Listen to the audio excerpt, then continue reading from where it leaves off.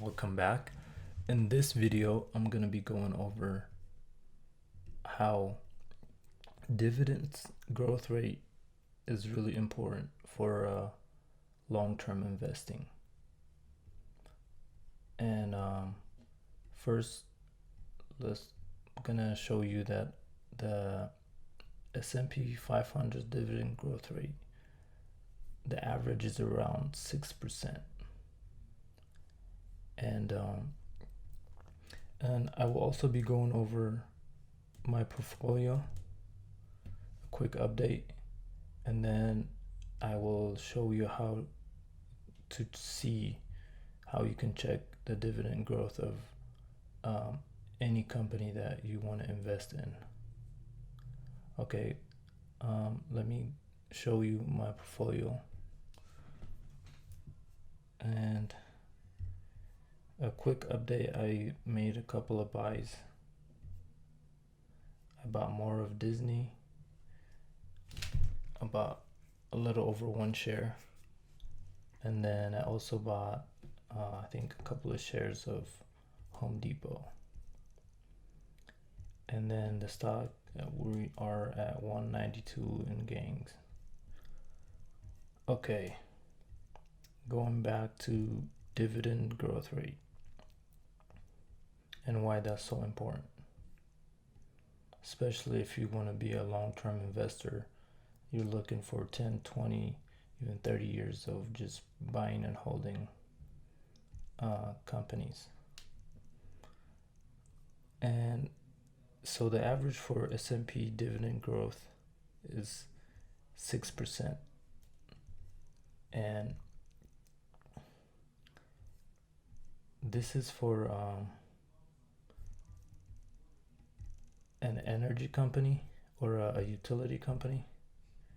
I'm going to show you which company that is real quick. It is in utilities.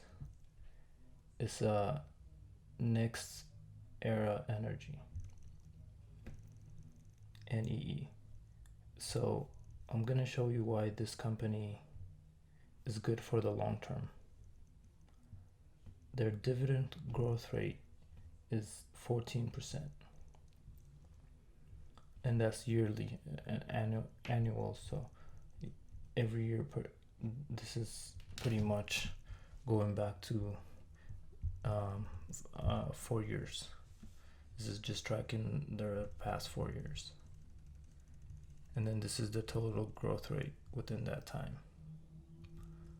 And this is very important to look at because it is beating the growth rate of the S&P 500, which you wanna beat the S&P 500.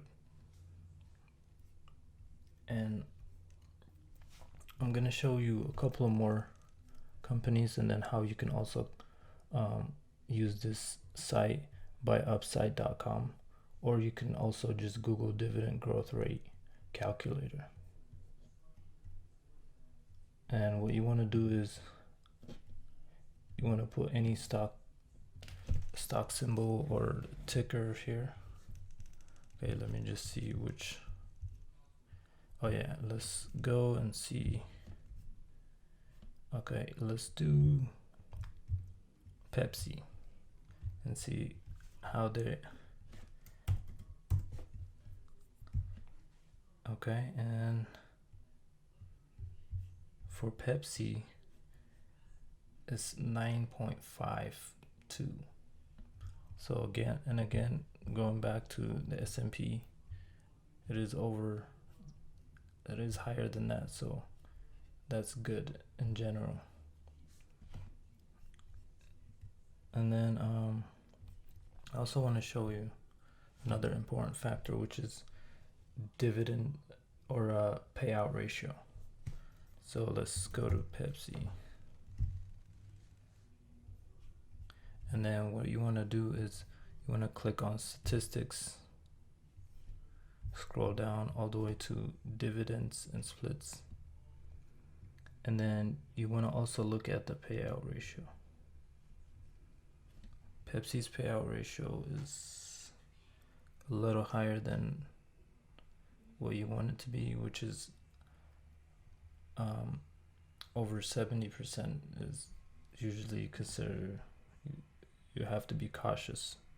But the bonuses, they do have 9 billion in cash, so they do have a lot of money to pay the dividends, and that's also an important aspect. And then let's check Next Energy, or Next Era Energy, and then go to statistics, scroll down, and then we're gonna go to dividends and splits, and their payout ratio is also over 70, and they do have 1 billion in cash. So that's just and then we'll go check one more company, maybe in a different sector. Let's go to tech, and let's check Visa. So Visa has a dividend yield of 0.58, so that shouldn't be hard to grow that, since that is very small percentage. And then let's see their payout ratio, and then you want to go to statistics once again, scroll down, dividends and splits, and then their payout ratio is very good at 21%, so that's very good. They can easily maintain that. And then they also have 16.64 billion in cash. And then let's see their growth rate, and you just want to go back and then just put V, calculate. Okay, so this is really good, 27.6. And the reason why you want to have companies like Visa in your portfolio if you're a dividend investor is because they will increase their dividends, and then at the same time a lot of these software companies are growth companies. A lot of the tech companies are growth companies, so it kind of helps balance out your portfolio. And this is how you can check you can use growth rate, which is in form of yearly, to make that decision much easier. And that's all I got for this video. Thank you for watching. See you on the next one.